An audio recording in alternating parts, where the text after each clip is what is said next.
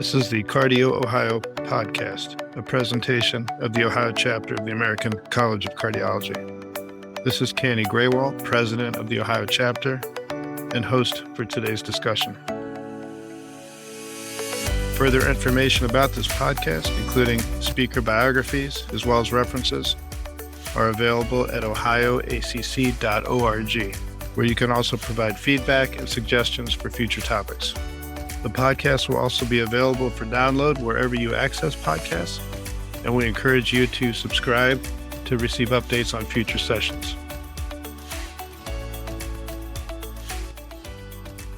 I'd like to welcome everyone to episode 5 of our Cardio Ohio podcast. We have a very special episode today.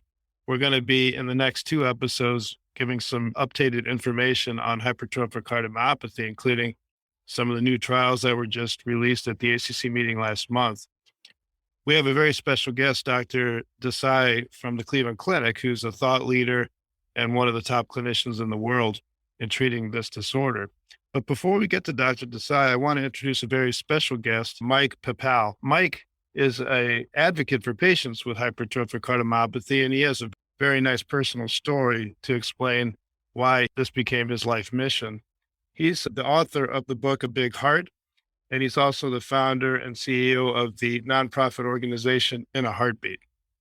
I don't want to give away too much of Mike's background because I'd rather have him tell his story himself. But Mike, welcome to our podcast. Yeah, thank you so much for having me. I'm excited to have the conversation. So we have an audience of cardiologists, but also cardiac nurse practitioners, fellows in training, and other students who are undergoing training. Of course, on the cardiology side, a lot of us are familiar with hypertrophic cardiomyopathy. It's a condition that we all have been taught about. It's something we look for in a lot of our patients. And of course, many of us have patients with that condition that we treat on an ongoing basis. But I always think it's helpful to get the patient perspective. And I thought we could just start by having you kind of talk about your story and how you came to be an advocate for this disease. Yeah, I guess before I talk about my initial diagnosis, growing up, which I think is an important part of it, is that I was like a lot of these stories that you hear. I was a really healthy young athlete. I was in really good shape. I went and saw like a pediatrician every year, and so there was nothing that really stuck out to him or stuck out to my parents for them to potentially get my heart checked. And I didn't really ever have signs or symptoms of heart disease. And, if I did, I didn't really associate them as symptoms, I guess I would say, and like looking back now, because I'm so aware of what those symptoms are, it might've been different. But when you're 15, 16, 17, and you're just kind of living your life and training at a high level, you kind of associate some potential symptoms with maybe I'm just pushing myself to be really, really good. I was getting recruited to play basketball in college. And at the end of the summer between my junior and senior year of high school, I was a camp counselor at my dad's basketball camp in my hometown. So it was the last week of summer before school was about to start. And on Wednesday night, my brother and I, he was 13 and I was 17 at the time, we decided that the next morning we were going to wake up early and go do a basketball workout prior to going to work at this basketball camp. So the next morning, August 24th, 2006, we woke up. One of our friends came and picked us up at our parents' house, and we hopped in his car and drove over to a local prep school where we got in the gym and did a basketball workout for about an hour and a half. And, I can remember the workout still today. It was completely fine, completely normal. Nothing really stood out to think anything would be different that day. But after the workout ended, we drove over to the Parks and Recreation Center in town where the camp was being held. And it was like 8:00. I walked in, said hi to my dad and ordered some lunch for the day. And after that, I don't remember anything that happened for the next 2 days, actually. So 2.5 hours went by of me, refereeing games, coaching kids, hanging out with kids, being a typical camp counselor. And at 10:30, I was sitting on the bleachers and my best friend was sitting next to me and my brother was refereeing the game on the court. And I just kind of face planted out of nowhere onto the ground and went into sudden cardiac arrest. And I got really lucky because, I was agonal gasping, and some of the people that were trained at the camp in CPR actually did not do CPR on me because of those agonal gasps, thinking that, the noises I was making actually meant I was breathing. And the building, which again was a parks and recreation center that hosted camps, workout classes for adults, anything you could think about, activities in town, did not have an AED in it. So obviously those two factors put my odds of survival much lower, but I got really lucky because, they were smart enough to call 911. And in the building next door, there was a guy sitting at his desk, and he was a volunteer EMT. So he got the 911 call. It came through to his pager. He recognized the address and wandered over, and he found me, and again, continuing the agonal gasp and change colors. And he did CPR on me for a significant period of time before the ambulance arrived. And the EMTs were able to use a defibrillator to shock my heart. They were able to get a normal rhythm back, and then sent me off to the hospital, and then to another hospital in Hartford, Connecticut. And I don't remember anything for 2 days, but they told my parents the first night. They sat with the cardiologist, who I'm still very close with, but they told my parents that I had heart disease, and they most likely, it was something that was wrong with my heart that caused cardiac arrest. And, my parents were just so shocked because we didn't think heart disease could affect a young, healthy person. I went through a bunch of tests once I became aware of everything going on, and was eventually diagnosed with hypertrophic cardiomyopathy. And it was definitely a day that changed my life significantly moving forward. Yeah, that's certainly a remarkable event. What are some of your first memories about waking up in the hospital, and what were some of the thoughts that started swirling through your head as you realized what had happened? Yeah, the first memories really are going through all the different tests that I had to go through to determine. So the, cardiac catheterization and the cardiac MRI, which for me was a rough experience, just because I don't sit still all that well, which isn't good for an MRI. But the real moment when my doctor came in and kind of explained everything to me, that I had this diagnosis, explained cardiac arrest, explained the statistics along with cardiac arrest, and then explained my personal situation of not having CPR immediately and not having an AED in the building, and how low the chances of survival when those are the two factors in place. And in the same sentence said, you're lucky to survive, but the bad news here is you're never going to play basketball again. And for, a young 17-year-old guy, I wasn't really well-rounded. I didn't have a whole lot of other hobbies, didn't really have any sort of purpose other than being this young basketball player at the time. And so there's a lot of mixed emotions, I would say, at first, because of course, when a doctor says, you were lucky to be alive, statistically, maybe you shouldn't be, based on the amount of time that went by. So I was obviously felt lucky for that, but also, feelings of anger and sadness and depression of like, this was my goal in life, was to play college basketball. And that was all taken away from me. And I kind of felt like my purpose was pulled away. So, there were definitely mixed emotions at that time. And I was lucky to have some good people around me to help me get through it.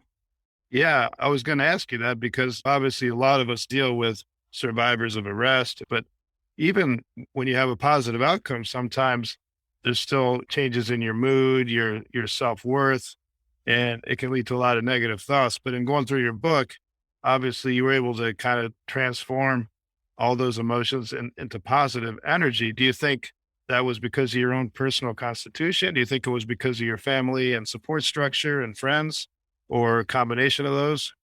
So of course, like the support of just having family and friends around me was great. But like for me to really like move along with my life, I had two cardiologists that I was seeing, one in Hartford and one in Boston. And they really helped me kind of move forward, because like you mentioned, like you get this diagnosis, and I think a lot of times the first thought is like, oh, like my life is quote unquote over. Like it's never going to be the same. What am I going to do? How am I going to move on from this? I went through my senior year of high school really struggling with like everybody knew what happened. So people looking at me differently, my parents kind of being extra worried about me at a time in my life where you kind of like want some independence when you're 17, 18 years old, and then kind of like still like hanging on, worried, of course, that something else is going to happen. And so there's a whole lot going on, but meeting with my doctors and having them really tell me that if I was patient and as time went on, I just trusted my defibrillator, trusted medication, trusted their guidance that I could get back to living a normal life. I mean, that was huge for me. And just having that feeling that I'm going to get my life back to normal was huge. And 16 years later, I'm proud to say that I really do have a normal life now. I know we've had a chance to talk. I've heard about how you coach your own kids in basketball and you're active in other ways. And by the way, in Mike's book, he really gives a very detailed account of the patient perspective of going through the various procedures, the ICD implant, even the MRI, and how you got anxious about being constricted in there. So I would encourage all of our listeners to read that book because I think it really gives a different perspective than what we see every day as clinicians. But at what point, as you were recovering and starting to get back to your normal life, did you realize that you could become an advocate for this condition or contribute even more beyond just your own personal journey to other patients and providers who have been dealing with this disease?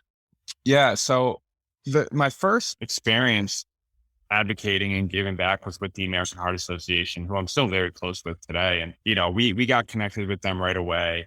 And, I was able to go around, share the story. We helped them. We went and lobbied for legislation for AEDs in schools in Connecticut. And we did all these really cool things. And that was really kind of what helped me understand that and giving back. And then as time went on, it took a couple years, I would say, but I started to exercise again. I started to kind of like just in general take control of my life back and feel like confident living every day, which is really important. And then I started to kind of develop a passion for like the importance of patient being able to connect and learn from other patients. So I just have a big feeling that obviously your doctors are the first and foremost most important people that you need to learn and from and trust. And then I think a huge part of the treatment process is connecting to other patients and just learning from people that have gone through some similar things that you're going to go through. So that's really what motivated me as I started kind of getting healthier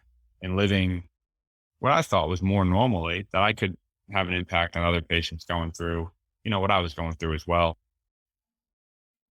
So I'm a sports cardiologist myself. In the past, we had very black and white recommendations about activity restriction, what an athlete can or can't do with a given condition. And we've tried to move in the last few years to the shared decision making concept where it's never really black or white. It's really taking the best information and evidence you have about a given patient's condition and then talking to them about restrictions and risk going forward. Do you feel like your cardiologist over the years also kind of engaged you in those conversations to help get you back to the activity level you're at now where you're active and coach and do other activities?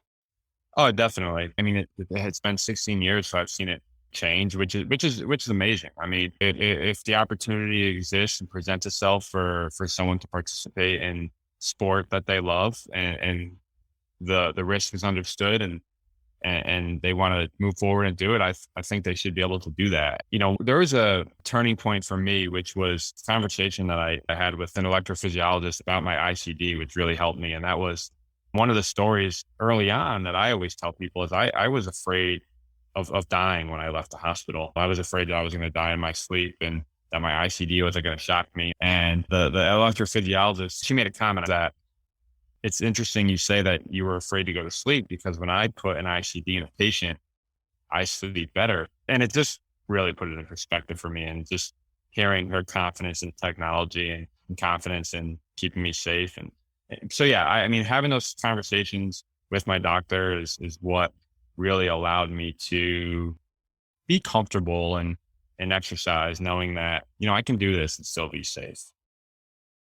So I guess my biggest thing would be just to be open and just help patients believe that you can, right after diagnosis, it's not going to happen overnight. You have to be patient. You have to listen to your body. You have to take some time, but you are going to get back to living this normal life, and you're going to have a very fulfilled life living with heart disease.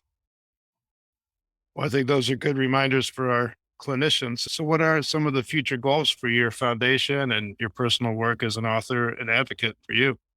Yeah, I mean, obviously the big goal, I think, with what we do within a heartbeat, we're trying to prevent death from sudden cardiac arrest. So over the course of time, something that would make me really happy is to see less people dying. I know, right now, from a statistical standpoint, survival rates from cardiac arrest, I believe, are still right around or right below 10% out of the hospital. So the hope is that those numbers go up, and then that's, of course, done by people being prepared and having AEDs and emergency action plans. And we're working on primary prevention with some ECG screening. So just seeing less people die from cardiac arrest and heart disease is what our goals are and what we hope to see happen over the next few years. Yeah, that sounds great. I know at the advocacy level, and of course it's state by state, but we are seeing a lot of bills now. There's been one in Ohio that mandates CPR training for all high school students. Hmm. And of course, we're also advocating now to have AEDs at every site. So I think there's multiple ways we can collaborate and work with other healthcare organizations to try to reduce that burden, because it really is still a burden for sure. Well, we've been talking to Mike Papal, who's the author of the book, A Big Heart. We're going to put a link to that book in the information for this podcast episode, as well as his foundation. Mike, once again, we just really appreciate you taking a few minutes to give us your perspective and kind of remind us what the focus really is, which is the patient's experience. Thanks so much for having me. For the rest of this episode, we have a very special guest as we continue our discussion on the clinical diagnosis and management of hypertrophic cardiomyopathy. Before we proceed, I want to introduce my co-host. I'd like to introduce everyone to Ben Allencherry. Ben's a third-year fellow in general cardiology at the Cleveland Clinic, and he'll be continuing his training in cardiovascular imaging. He's also going to be the co-chair of the Fellows in Training Council of our Ohio chapter in the upcoming year. So he has a strong interest in education, social media, and he's going to not only co-hosting today's podcast, but helping with some future podcasts as well. Ben, welcome to the show. Thanks, Dr. Guerrero. All excited to be here. And I'd also like to introduce our very special guest. We're really honored to have Dr. Milind Desai, who's professor of medicine at the Cleveland Clinic and also a clinical cardiologist. He is very interested and has devoted a lot of his career to our understanding of hypertrophic cardiomyopathy, including some important recent studies. And we're really delighted to have him join us to talk about not only the clinical presentation and diagnosis of the condition, but of course, the recent Valor HCM study, which he presented at the ACC just a few weeks ago. Dr. Desai, welcome. Thank you very much for having me here. It's a pleasure. Dr. Desai, before we get into a lot of the clinical information about HCM, Ben and I both thought it'd be very interesting if you just could kind of summarize your journey as a clinician, how you went from your training in general cardiology to having an interest in HCM, and how you proceeded to end up being what we consider a clinical leader in that field.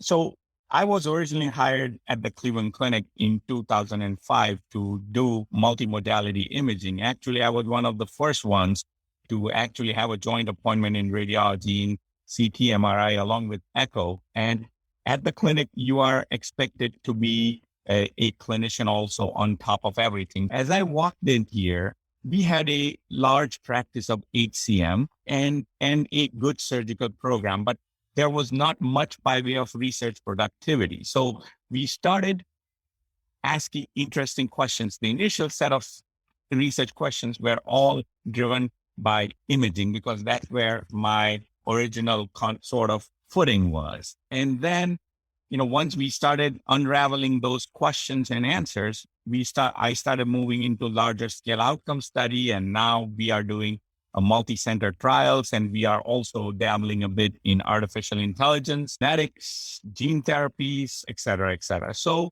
it meandered in a good way towards where we are right now. But the bottom line is, once you get an opportunity, you got to run with it. Yeah, Dr. Desai, I just want to say thanks. I'll give some background. Dr. Desai is one of my staff attendings, and I can attest to he wears many hats and he does what he does very well. One thing I wanted to ask is when we look at history alone And now that you've seen so many different manifestations of HCM, both clinically and in the research realm, what are the things based on history alone that perk your ears up to a possible HCM diagnosis? And I'll just add that, oftentimes at the Cleveland Clinic, we get patients who are here referred, sometimes already with a diagnosis or a diagnosis in question. But seeing all that, do you have any clinical pearls that kind of perk your ears up that, hey, we might be dealing with a patient with HCM? Yeah, thank you so much. But before I answer that question, I'm going to take it a little bit upstream. So right now, there's about 100,000 HCM patients known in United States, but the prevalence is thought to be 1 in 500. Maybe somebody says 1 in 200. So that means there's about 700,000 patients walking around with potential HCM. Essentially means 85% patients with the HCM are either underdiagnosed, undiagnosed, or misdiagnosed. So keep that in context. And I will tell you the 3 most common diagnoses before a diagnosis of HCM is made are you have a benign murmur, you have asthma, or you are crazy. These are the 3 most common things before a correct diagnosis is made. Having said that, what are some of the key factors? So, of course, a young person presenting with symptoms, what could they be? It could be dyspnea on exertion. So somebody said, I had a murmur all along and I was never able to keep up with sports as I was growing up, or I was always told I should not play sports. That perks up my ears. Or exertional dizziness. Some people may present with syncope, unexplained syncope. So you hear about all these college student athletes who died or who have a cardiac arrest playing sports. Angina is a common presentation. Sometimes the only way you make a diagnosis is one of their family members gets diagnosed, and then you screen first degree relatives and you do cascade screening, and then you end up identifying the problem in one of your patients. Or they may be genotype positive, phenotype negative, now that we are doing a lot of gene testing. The other occasional scenario is people may get diagnosed with a phenocopy. So they may be told, oh, you are hypertensive, and this is just manifestation of hypertensive heart disease. More and more, especially in elderly folks, we are identifying people who have been told they may have amyloid and they have HCM and vice versa. So essentially, at the end of the day, what matters is effective and good history taking. Yeah, and I would say that I feel like some of the underdiagnosis occurs more commonly in middle-aged and elderly patients where maybe they have an echocardiogram showing increased wall thickness and we attribute it to hypertensive disease. But we're kind of reluctant to give them that label of HCM from echo findings alone, even though they can sometimes be very characteristic. So remember one thing, an important thing is if you look at most of the HCM databases that are published, from which the data is published, the mean age is about 50, 60 in that ballpark. So what does that tell you? HCM is ostensibly a genetic disease. So it has taken this long to come to a fruition of a diagnosis. So that is something that needs to be kept in context. And to your point, it's that overt HCM patient with systolic anterior motion and all that, that's easy to diagnose. It's the harder ones are that appear to be mild. So, there's something to be said about you don't want to overdiagnose somebody because you are messing up with their life and their recommendations of sports and genetics and all that. At the same time, you should also not underdiagnose because you are giving somebody a false sense of security.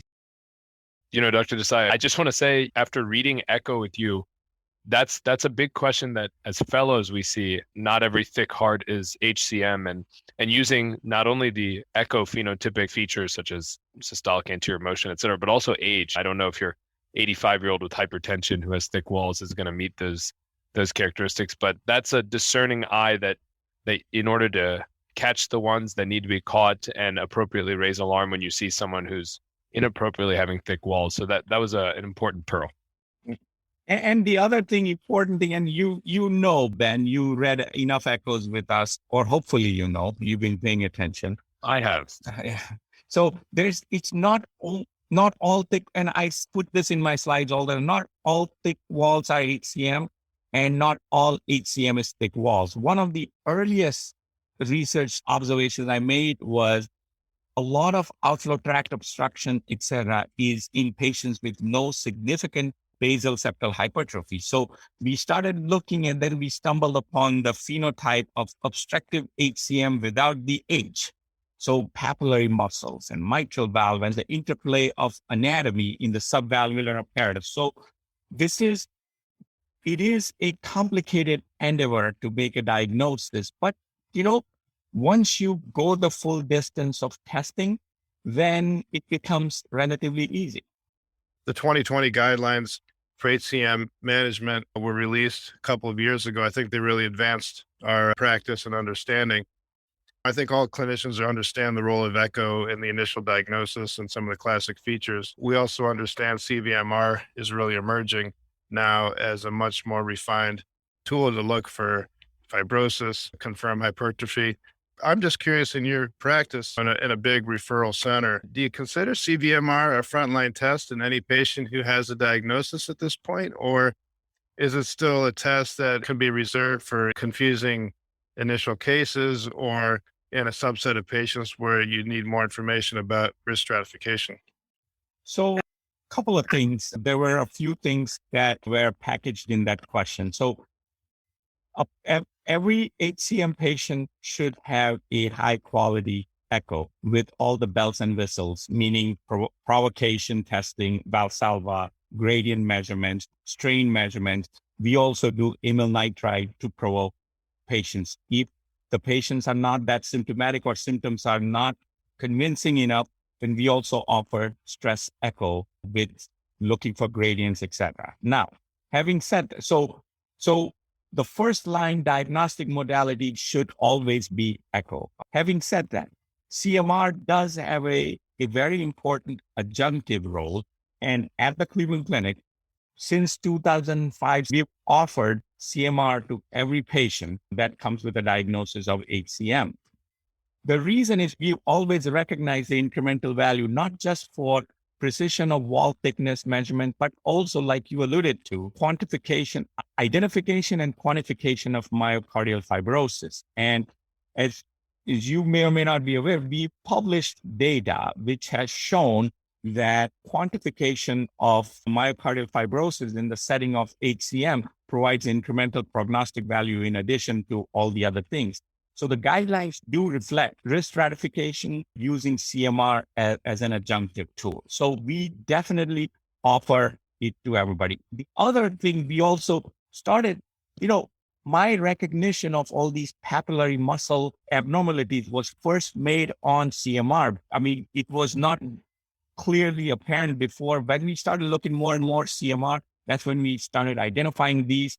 And then we went and looked back at the echo, and now life has come a full circle for me where I recognize most of my such atypical abnormalities first on echo, and our sonographers have gotten very good at pointing it out when 10, 15 years ago, they were missing those things or they were not recognizing those things. So, it's not this or that imaging. It is, at the end of the day, what matters is how you take care of your patient. The patient should be at the center of everything. And then use whatever tool you have at your disposal to create an imaging plan to help you create a management plan.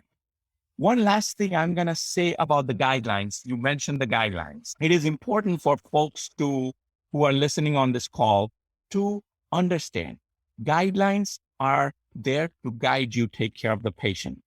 When it comes to HCM guidelines, you have to remember, and everybody is fed on a diet of class 1, class 2, class 3 guidelines, etc. But in HCM, if you look at every guideline indication, there's not one that is based on prospective multi-center randomized controlled data. Everything is observational or consensus opinion. So when you are looking at the guidelines, you always have to be cognizant of that, especially in the day and age like today, where we have lots of prospective multi-center trials available. And Dr. Desai, I think that's a great point. And just to put in a plug, those guidelines came out, I think, about 2 years ago. But in February of 2022, I know you co-authored my Jack review series on HCM and diagnosis and management. And I think that has a lot of great information in it just for the listeners. We are going to take a break now and wrap up part 1 of our interview with Dr. Desai. We'll be back in a few weeks with the remainder of our interview. I'd like to again thank my co-host, Ben Allen Cherry. Ben, thank you. Thanks a lot, Dr. Grewal, for the opportunity. It was a pleasure. Thank you for joining today's podcast. For more information about the speakers or the topics, please go to ohioacc.org.